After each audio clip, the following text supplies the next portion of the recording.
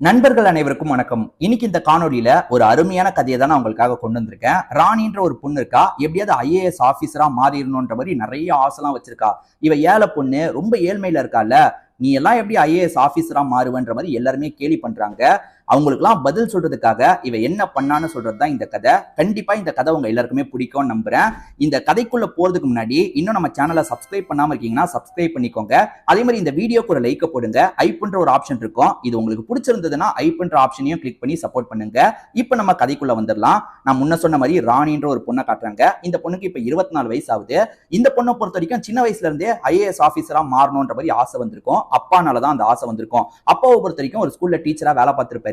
பொண்ணுக்கு எப்பவுமே நீ இந்த மாதிரி ஒரு ஆபீசரா மாறிடணுமா, அப்பதான் நல்லா இருக்கும் அப்படின்ற மாதிரி அடிக்கடி சொல்லுவாரு. அதனால இந்த பொண்ணுக்குமே எப்படியாவது ஐஏஎஸ் ஆபீசரா மாறிடணும்ன்ற மாதிரி நிறைய கனவுலாம் வருது. அப்பா இருக்காரு பாத்தீங்களா, ஓரளவுக்கு வருமானம் வரும். அப்பதான் குடும்பத்தை ரன் பண்ணிட்டு இருக்காரு. பொண்ணு வேலைக்கு போலான்ற மாதிரிலாம் கூட யோசிக்கிறாங்க. இல்லம்மா, நீ இந்த எக்ஸாம்க்கு ட்ரை பண்ணு, அப்பா சப்போர்ட் பண்றேன் அப்படின்ற மாதிரி பயங்கரமா சப்போர்ட் எல்லாம் பண்ணிட்டு இருந்திருப்பாரு. சோ அப்பதான் வேண்டிய புக் எல்லாத்தையும் வாங்கி தந்து படின்ற மாதிரி பொண்ணை ப்ரிப்பேர் பண்ணிக்கிட்டே இருந்திருப்பாரு. அப்பாவை பொறுத்த வரைக்கும் திடீர்னு தவறிடுறாரு. உடம்பு முடியாம தவறிடுறாரு. இப்போதைக்கு வீட்டுல அம்மா இவங்க மட்டும்தான். சோ இதை தாண்டி உங்களுக்கு பெருசா சொந்த பந்தம்லாம் யாருமே கிடையாது. அப்படியே இருந்தாலும் யாரு பெருசா உதவி செய்வா? உதவி செய்ய முடியாதுல்ல. இவங்களை பொறுத்த வரைக்கும் அப்பா இறந்து போனா ரொம்ப வீக் ஆயிடுறாங்க. ஏன்னா போக போக புது புது பிரச்சனை வருது. அந்த கடன் இந்த கடன் அப்படின்ற மாதிரிலாம் பிரச்சனை வர ஆரம்பிக்குது. இவங்களுக்கு என்ன பண்றதுன்னே தெரியல. இவங்களால முன்னளவுக்கு படிப்புல கான்சென்ட்ரேட் பண்ண முடியல. இப்ப என்ன பண்றது? நம்ம கனவையும் விட முடியாது. எப்படியாவது ஒரு பக்கம் கனவுக்காகவும் நம்ம ட்ரை பண்ணலாம். அதே மாதிரி வேலை பார்த்து அம்மாவையும் நம்ம பார்த்துக்கலாம் அப்படின்ற மாதிரி இவங்களுமே நிறைய விஷயங்களை பண்றாங்க. அம்மாவுமே இவங்களுக்கு சப்போர்ட் பண்ணுன்றதுக்காக சின்ன சின்ன வேலை எல்லாம் பண்றாங்க. சோ 2 லேடிஸ் சேர்ந்த மாதிரி தான் இந்த குடும்பத்தையே ரன் பண்ணிட்டு இருக்காங்க. அதே மாதிரி இந்த பொண்ணு மீனா இருக்காங்க பாத்தீங்களா, ஒரு பக்கம் படிப்புலயும் கான்சென்ட்ரேட் பண்ணும் அப்படின்ற மாதிரி புக்ல எப்ப பாரு படிச்சுக்கிட்டே தான் இருக்காங்க. இவங்களுக்கு கிடைக்கிற சின்ன சின்ன டைம்ல கூட படிச்சுக்கிட்டே தான் இருக்காங்க. ஐஏஎஸ் எக்ஸாம்க்கான ஒவ்வொரு எக்ஸாமா இருக்கும் பாத்தீங்களா, அந்த எக்ஸாம்லாம் இவங்க அட்டன் பண்றாங்க. அந்த எக்ஸாம்ல இவங்களுக்கு பாசிட்டிவான ரிசல்ட்டும் வர ஆரம்பிக்குது. இவங்க ரொம்ப சந்தோஷப்படுறாங்க. இப்போ ஒரு இடத்துல இன்டர்வியூ நடக்க போது, இந்த பகுதிக்கு வாங்கன்ற மாதிரி சொல்லியிருப்பாங்க. நிறைய பேர் செலக்ட் ஆயிருப்பாங்க பாத்தீங்களா, அவங்க எல்லாரையும் அந்த இடத்துக்கு வர சொல்லியிருப்பாங்க. சோ இந்த மீனாவை பொறுத்த வரைக்கும் ப்ராப்பரான ட்ரெஸ் கூட இல்ல. இப்போ நம்ம ஒரு ஃபங்க்ஷனுக்கு போறோம்னா அந்த ஃபங்க்ஷனுக்கு ஒரு நல்ல ட்ரெஸ்ஸா போட்டு போவோன்ற மாதிரி 2-3 ட்ரெஸ்ஸாவது வச்சிருப்போம். அதை தாண்டி எல்லா ட்ரெஸ்ஸும் கொஞ்சம் நார்மலா இருக்கும்ல. அந்த மாதிரி இப்ப மீனா கிட்ட எடுத்துக்கிட்டீங்கன்னா நல்ல ட்ரெஸ்ன்னு ஒண்ணு கூட கிடையாது. எல்லா ட்ரெஸ்ஸுமே ரொம்ப மோசமா தான் இருக்கு. ஏன்னா இவ ட்ரெஸ் வாங்குறதுக்கெல்லாம் காசு செலவு பண்ணக்கூடாது, நம்ம எக்ஸாம்ல கான்சென்ட்ரேட் பண்ணணும் அப்படின்ற மாதிரி கான்சென்ட்ரேட் பண்ணிருப்பா. அதே மாதிரி செலவு பண்றதுக்கு காசும் கிடையாது. ஏன்னா ரொம்ப கஷ்டப்பட்டு தான் இவங்க ஃபேமிலியை ரன் பண்ணிட்டு இருக்காங்க. அப்படி இருக்கும்போது காசுலாம் கிடையாது. இப்ப நம்ம அந்த இடத்துக்கு போனோம், அந்த இன்டர்வியூக்கு நம்ம எந்த ட்ரெஸ் போடுறது, எல்லா ட்ரெஸ்ஸுமே நார்மலா இருக்கு. அதே மாதிரி டிராவலுக்கு காசெல்லாம் தேவைப்படுமே, என்ன பண்றது அப்படின்னு யோசிக்கும் போது அம்மா கொஞ்சம் சேர்த்து வச்சிருப்பாங்க போல. இதை வச்சு நீ போயிட்டு வாமா, இந்த எக்ஸாம் நீ விட்டுறாத, கண்டிப்பா இந்த இன்டர்வியூலயும் நீ செலக்ட் ஆயிடுவ, உங்ககிட்ட நல்ல டேலண்ட் இருக்கு அப்படின்ற மாதிரி அம்மா தான் ரொம்ப மோட்டிவேட் பண்றாங்க, பொண்ணு அனுப்புறாங்க. ஆனா இவங்களுக்கு இந்த ட்ரெஸ்ஸோட எப்படி போறது அப்படின்ற மாதிரிலாம் தோணுது. ட்ரெயின்லயே டிராவல் பண்ற மாதிரி தான் பிளான் வச்சிருக்காங்க. ரொம்ப தூரம் அந்த டிராவல் இருக்கும். ஸோ ட்ரெயின்லயே டிராவல் பண்ணி நம்ம போயிடலாம் அப்படின்ற மாதிரி இவங்களுமே டிராவல் பண்ண ஆரம்பிக்கிறாங்க. இவங்க ஊர்ல இருந்து ரயில்வே ஸ்டேஷனுக்கு கிளம்பும் போது இவங்க ஊர்க்காரங்களே பயங்கரமா கேலி பண்ணியிருப்பாங்க. ஏன்னா இவங்க ஐஏஎஸ் ஆபீசரா ஆவாங்க அப்படின்ற மாதிரி அப்பா எல்லார்கிட்டையும் சொல்லியிருப்பாரு. என் பொண்ணு ஐஏஎஸ் ஆபீசரா மாறுவா அப்படின்ற மாதிரி பயங்கரமா சொல்லியிருப்பாரு. இப்ப அப்பா இறந்து போனதுக்கு அப்புறம் இவங்க குடும்பம் ரொம்ப கஷ்டப்படுறாங்க. இந்த பொண்ணு வேற இன்டர்வியூக்காக சாதாரண ட்ரெஸ் எல்லாம் போட்டு போறால, இவதான் ஐஏஎஸ் ஆபீசர் ஆக போறாளாம் அப்படின்ற மாதிரி எல்லாருமே கிண்டல் பண்ணிட்டுலாம் இருக்காங்க. அதெல்லாம் பெருசா இவங்க கண்டுக்க மாட்டாங்க. எப்பவுமே ட்ரெஸ்ஸை வச்சா முடிவு பண்ணுவாங்க. நம்ம கிட்ட இருக்க டேலண்ட்டை வச்சு தானே முடிவு பண்ணுவாங்க. நம்ம கிட்ட டேலண்ட் இருக்கு, நம்ம போலாம், நம்ம கண்டிப்பா ஜெயிக்கலான்ற ஒரு நம்பிக்கையோட இவங்க போறாங்க. 12th ஃபெயில் படம் எல்லாருமே பார்த்திருப்பீங்கன்னு நினைக்கிறேன். அந்த மாதிரி ஒரு இதுல தான் இவங்க இருக்காங்க. ட்ரெஸ் எல்லாம் ரொம்ப பழைய ட்ரெஸ்ஸா இருக்கு. ஆனா டேலண்ட் மட்டும் நிறைய வச்சிருக்காங்க. இப்ப இவங்களுமே அந்த இன்டர்வியூ நடக்கக்கூடிய இடத்துக்கு வந்துடுறாங்க. அங்க பார்த்தா இருக்கிறதுல இவங்க ட்ரெஸ் தான் ரொம்ப ரொம்ப சாதாரணமா இருக்கு. ஏன்னா எல்லாருமே சூப்பரா ட்ரெஸ் பண்ணிட்டு வந்திருக்காங்க. அங்க இருக்க எல்லாருமே இந்த பொண்ணு யாரு, இந்த பொண்ணு ஏதாவது கிளீனிங் வேலைக்காக வந்திருக்காளா அப்படின்ற மாதிரிலாம் யோசிக்கிறாங்க. ஆனா ஃபைல் எல்லாம் காமிச்சு நானும் இன்டர்வியூக்காக தான் வந்திருக்கேன்ற மாதிரி இவங்க பேசுறாங்கல்ல. இது இந்த பொண்ணு இன்டர்வியூக்காக வந்திருக்காளா? என்னதான் இன்டர்வியூல டேலண்ட்டை மட்டும் பார்த்தாலும் முதல்ல லுக்க வச்சும் ஜட்ஜ் பண்ணுவாங்க, ட்ரெஸ்ஸை வச்சும் ஜட்ஜ் பண்ணுவாங்கன்றது இந்த பொண்ணுக்கு தெரியாதா? இந்த பொண்ணு என்ன இவ படிச்சுட்டு வந்திருக்க போறா, இவெல்லாம் சும்மா பந்தாக்காக தான் இந்த இடத்துக்கு வந்திருக்கா போல, எப்படியோ எக்ஸாமை கிளியர் பண்ணிருக்கா போல அப்படின்ற மாதிரிலாம் பேசிட்டு இருக்காங்க. அதாவது லுக்கும் பார்ப்பாங்க, ட்ரெஸ்ஸிங்கையும் பார்ப்பாங்கன்றது நல்லாவே இந்த மீனாக்கு தெரியும். பிரச்சனை என்னன்னா மீனா கிட்ட நல்ல ட்ரெஸ்ஸை வாங்குறதுக்கு கூட காசு இல்லை. ஏன்னா இங்கேயே டிராவல் பண்ணிட்டு வரதுக்கே இவங்களுக்கு நிறைய செலவாயிருக்கும். அந்த செலவை மேனேஜ் பண்றதுக்கே ரொம்ப கஷ்டப்பட்டிருப்பாங்க. சரி பேசுறவங்க பேசட்டும், அவங்களுக்கு நம்ம கஷ்டம்லாம் தெரியாது, அதெல்லாம் நம்ம பெருசா கண்டுக்க வேணாம் அப்படின்ற மாதிரி இவங்க பெருசா கண்டுக்க மாட்டாங்க. இப்போ ஒவ்வொருத்தரா இன்டர்வியூ அட்டன் பண்ண ஆரம்பிக்கிறாங்க பாத்தீங்களா, அந்த மாதிரி இந்த மீனாவும் அட்டன் பண்றதுக்காக வராங்க. இந்த மீனாவை பொறுத்த வரைக்கும் அவங்க கேட்கிற எல்லா கேள்விக்கும் சட்டுன்னு பதில் சொல்றாங்க. அங்க அறிவு சார்ந்த கேள்வி மட்டும் கேட்க மாட்டாங்க, சில ஜென்ரலான சில கேள்வியும் கேட்பாங்க. அந்த மாதிரி வந்து நீங்க ஒருவேளை தோத்துட்டீங்கன்னா என்ன பண்ணுவீங்க அப்படின்ற மாதிரி கேட்கும்போது அதுக்கு இவங்க என்ன சொல்றாங்கன்னா, மீனா என்ன சொல்றாங்கன்னா, தோல்வியை ஏற்கிற அளவுக்கு என்கிட்ட வசதி இல்லைன்ற மாதிரி சொல்றாங்க. அதாவது தோல்வின்றதுலாம் எனக்கு வரக்கூடாது, வெற்றி மட்டும்தான் எனக்கு வரணும். ஏன்னா அந்த அளவுக்கு நான் ஒரு நிலைமையில தான் இருக்கேன், வெற்றி மட்டும்தான் எனக்கு வரும், நான் அந்த அளவுக்கு கான்பிடென்ட்டா இருக்கேன்ற துணியில பேசுறாங்க. இதெல்லாம் அங்க இன்டர்வியூ எடுக்கிறவங்களுக்கு ரொம்ப பிடிச்சிருக்கு. சரி நீங்க கிளம்புங்க அப்படின்ற மாதிரி இங்க இருந்து அனுப்பிடுறாங்க. ரிசல்ட் இந்த நாள் வரும்ன்ற மாதிரியும் சொல்லிதான் அனுப்பி வச்சிருப்பாங்க. இப்ப மீனா இருக்காங்க பாத்தீங்களா, இவங்களோட வீடு திரும்பிடுறாங்க. அம்மாவும் ராணி என்னாச்சு அப்படின்ற மாதிரி கேக்குறாங்க. ஆக்சுவலா இவங்க பேர் மீனா தான், ஆனா அம்மாவும் அப்பாவும் செல்லமா இவங்களை சின்ன வயசுல இருந்தே ராணி ராணின்னு தான் கூப்பிடுவாங்க. நீலாம் ராணி மாதிரி வருவ அப்படின்ற மாதிரி சின்ன வயசுல இருந்தே இவங்களை சொல்லி தான் வளர்த்திருப்பாங்க.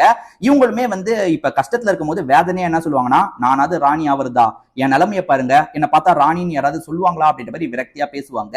ஆனா இப்ப அம்மா ராணின்னு சொல்லும் போது இவங்க விரக்தியா பேச மாட்டாங்க.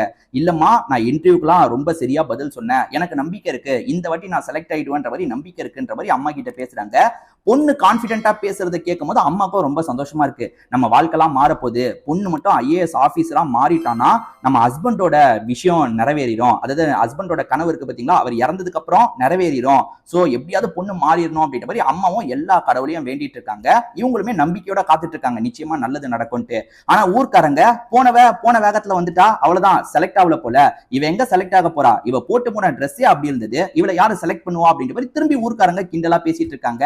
அதே மாதிரி வந்து இவங்க கிட்ட ஏதாவது வாங்குறதுக்கு கொடுக்கறதுக்கு வருவாங்கல்ல, அவங்களுமே நைஸா ரிசல்ட் என்ன ஆச்சு அப்படின்ற மாதிரிலாம் கேட்கறாங்க, கொஞ்சம் கிண்டல் பண்றாங்க.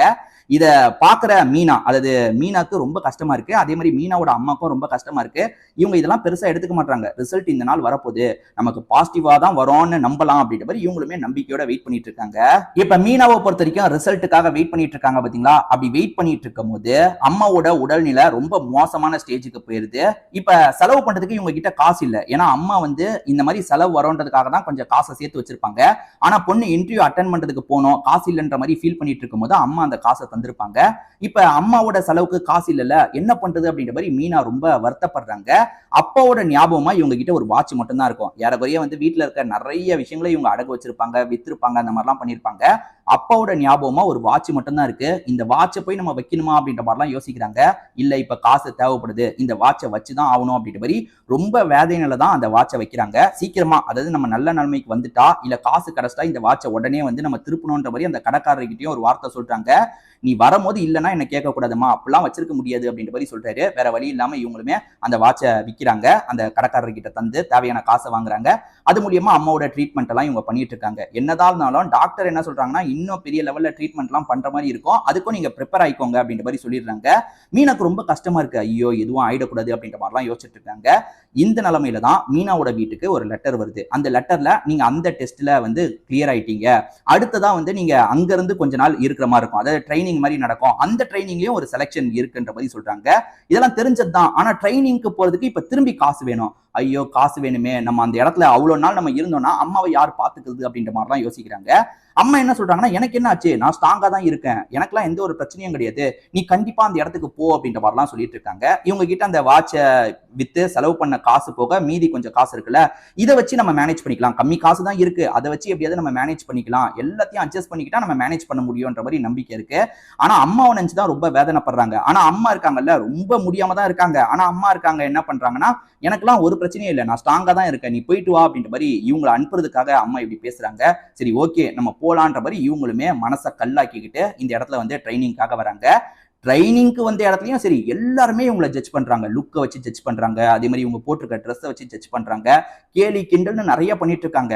ஆனா இந்த மீனா இருக்காங்கல்ல, பெருசா எதையுமே கண்டுக்கல, நம்ம எதுக்காக வந்தோமோ அதை மட்டும் நம்ம பண்ணலான்ற மாதிரி அதாவது அங்க வந்து அவங்க நிறைய சொல்லித்தராங்க, சொல்லித்தரது ரிலேட்டடா நிறைய கேள்வி எல்லாம் கேட்பாங்க போல, டெஸ்ட் எல்லாம் வைப்பாங்க போல, அந்த மாதிரிலாம் நடந்துட்டு இருக்கு. அந்த மாதிரி தான் ட்ரைனிங் போயிட்டு இருக்கு. அந்த ட்ரைனிங்ல போக போக மீனா நிறைய இடத்துல ஸ்கோர் பண்றாங்க. அதாவது உதாரணத்துக்கு வந்து அங்க இருக்கவர் வந்து சில கேள்வியை கேட்டா மீனா தான் சட்டுன்னு பதில் சொல்றாங்க. கொடுக்குறாங்க. அவருமே அடிக்கடி மீனா நீ சொல்லு அப்படின்னு கேட்க ஆரம்பிச்சிடுறாரு. போக போக பயங்கரமா பாராட்டுறாரு. இந்த பசங்களுக்கு எல்லாம் அப்பதான் புரியுது மீனா சாதாரண ஆள் இல்ல, ரொம்ப டேலண்டான ஆளுன்றதை புரிஞ்சுக்கிட்டு அதுக்கப்புறம் மீனா கிட்டே நிறைய பேர் கேட்கறாங்க, மீனா இது சொல்லி கொடு அது சொல்லி கொடு அப்படின்ற மாதிரிலாம் கேட்கறாங்க. மீனா அப்பப்ப அம்மாக்கு கால் பண்ணி ஹெல்த் எல்லாம் ஓகேவாமா அப்படின்ற மாதிரி கேட்டுக்கிட்டே இருக்காங்க. அம்மாவோட ஹெல்த் ரொம்ப மோசமா போயிட்டு இருக்கு. அம்மாக்கு வேண்டிய சிலர் கூட பொண்ணுகிட்ட சொல்லலாம்னு நினைக்கிறாங்க. தயவு செஞ்சு என் பொண்ணுகிட்ட சொல்லாதீங்க, என் பொண்ணு வந்து அதை விட்டுட்டு வந்துட போறா, அந்த மாதிரி நடக்கக்கூடாது, நான் மேனேஜ் பண்ணிப்பேன் அம்மா தள்ளிக்கிட்டே இருக்காங்க. மீனாவும் இந்த இடத்துல வந்து இன்னும் கொஞ்ச நாள்ல இதெல்லாம் முடிஞ்சிடும், நம்ம வந்து கண்டிப்பா செலக்ட் ஆயிடுவோம், அதுக்கப்புறம் அம்மாவை நல்லபடியா பாத்துக்கலாம், அம்மாக்கான செலவு எல்லாத்தையும் பண்ணிடலாம் அப்படின்ற மாதிரிலாம் கணக்கு பண்ணிட்டு இருக்காங்க. அப்பதான் ஒரு ஷாக்கிங்கான விஷயம் தெரிய வருது. அதாவது ஊர்ல இருந்த அம்மா இருக்காங்க பாத்தீங்களா, தவறிடுறாங்க. ரொம்ப முடியாம அட்ஜஸ்ட் பண்ணி இருந்திருப்பாங்க, இறந்துடுறாங்க. இதை கேட்டு மீனா உடஞ்சு போயிடுறா. ஆல்மோஸ்ட் ட்ரைனிங்கும் முடிகிற மாதிரி இருக்கு. மீனா இந்த விஷயத்தை இங்க இருக்க சார் கிட்ட சொல்லும் போது, நீ போமா, நான் பேச வேண்டியவங்க கிட்ட பேசிடுறேன், நீ போ அப்படின்ற மாதிரி உடனே அனுப்பி விடுறாரு. இவங்களுமே ஊருக்கு வந்து அம்மாவை பாக்குறாங்க. அம்மாவோட நிலைமையை பார்த்து பயங்கரமா ஃபீல் பண்றாங்க. ஐயோ அம்மா நம்மளை விட்டு போயிட்டாங்களே, அம்மாவை நல்லபடியா பாத்துக்கணும்னு எவ்வளவு ஆசையோட இருந்தோம், எல்லாமே போயிருச்சு அப்படின்ற மாதிரிலாம் ரொம்ப ஃபீல் பண்ணி அழுதுட்டு இருக்காங்க. அம்மாவை இழந்து மீனா ரொம்ப கஷ்டத்துல இருக்காங்கல்ல, அப்பதான் ஒரு நல்ல செய்தி வருது. அதாவது அந்த எல்லா விஷயத்திலயும் வந்து மீனா கிளியர் பண்ணிருப்பாங்க. சோ மீனா வந்து நினைச்ச மாதிரி ஐஏஎஸ் ஆபீசரா மாறிடுறாங்க. ரொம்ப சந்தோஷமா இருக்கு. ஆனா இதை பாக்குறதுக்கு அம்மாவும் இல்ல அப்பாவும் இல்லையன்ற மாதிரி ரொம்ப வருத்தப்படுறாங்க. அப்பா இவங்களுக்காக நிறைய பண்ணிருப்பாரு. அதே மாதிரி அம்மாவும் வந்து இந்த நிலைமையில கூட நம்மளை அனுப்புறதுக்காக அவ்வளவு பண்ணிருக்காங்களே அப்படின்ற மாதிரி ரொம்ப ஃபீல் பண்றாங்க. சரி, நம்ம வந்து கிடைச்சிருக்க இந்த விஷயத்த சரியா பயன்படுத்தணும், இதுதான் வந்து நம்ம அவங்களுக்கு பண்ற இதா இருக்கும், கைமாறா இருக்கும்ன்ற மாதிரிலாம் யோசிக்கிறாங்க. இப்ப இவங்க ஐஏஎஸ் ஆபீசரா மாறிடுறாங்க. ஏறக்குறைய இவங்க ஊர் இருக்கு பாத்தீங்களா, அதுக்கு பக்கத்திலேயே இருக்கிற ஒரு பகுதியில தான் இவங்க ஐஏஎஸ் ஆபீசரா பொறுப்பேற்கிறாங்க. எல்லா விஷயத்தையும் நம்ம கரெக்டா பண்ணணும்ன்ற மாதிரி ஹாஸ்பிட்டல்ல இருந்து எல்லா விஷயத்தையும் கரெக்டா மேனேஜ் பண்றது எல்லாமே பண்ணிட்டு இருக்காங்க. இவங்களை கிண்டல் பண்ணாங்க பாத்தீங்களா, அவங்க எல்லாருக்குமே மூக்குடைஞ்ச மாதிரி ஆயிடுது. என்னடா இவ்வளவு அவ்வளவு கிண்டல் பண்ணோம், ஆனா இவன் நினைச்ச மாதிரி ஐஏஎஸ் ஆபீசரா மாறிட்டாலே அப்படின்ற மாதிரி எல்லாருமே ஒரு மாதிரி பாக்குறாங்க. இப்ப எல்லாரும் பார்க்கும்போது இவங்களுக்கு உண்மையிலேயே ராணி மாதிரி ஃபீல் ஆகுது. அதாவது இவங்களை வந்து அம்மா ராணின்னு கூப்பிடுவாங்க, அப்பா ராணின்னு கூப்பிடும் போது என்னை பார்த்தா ராணி மாதிரியா இருக்கு, என் வாழ்க்கையை பார்த்தா இப்படி சொல்றீங்க, என்னெல்லாம் ராணியே ஆக முடியாதுன்ற மாதிரி இவங்களே விரக்தியில பேசியிருப்பாங்க. ஆனா இப்ப எல்லாருமே இவங்களை பெருமையோட பாக்குறாங்கல்ல, ஊர்க்காரங்களுக்கு ஊர் பக்கம்லாம் வரும்போது பெருமையோட எல்லாருமே பாக்குறத பார்க்கும்போது நம்ம உண்மையிலேயே ராணியா மாறிட்டோன்ற மாதிரிலாம் மீனாக்கு தோணுது. இதோடயே இந்த கதையை நமக்கு முடிச்சிடுறாங்க. கண்டிப்பா இந்த கதை உங்க எல்லாருக்குமே பிடிச்சிருக்கும்னு நம்புறேன். இந்த கதை உங்களுக்கு பிடிச்சிருந்ததுன்னா இந்த வீடியோக்கு ஒரு லைக் போடுங்க. இன்னும் நம்ம சேனலை சப்ஸ்கிரைப் பண்ணாம இருக்கீங்கன்னா சப்ஸ்கிரைப் போட்டுக்கோங்க. திரும்பி வேற ஒரு வீடியோல நம்ம பார்க்கலாம். நன்றி, வணக்கம்.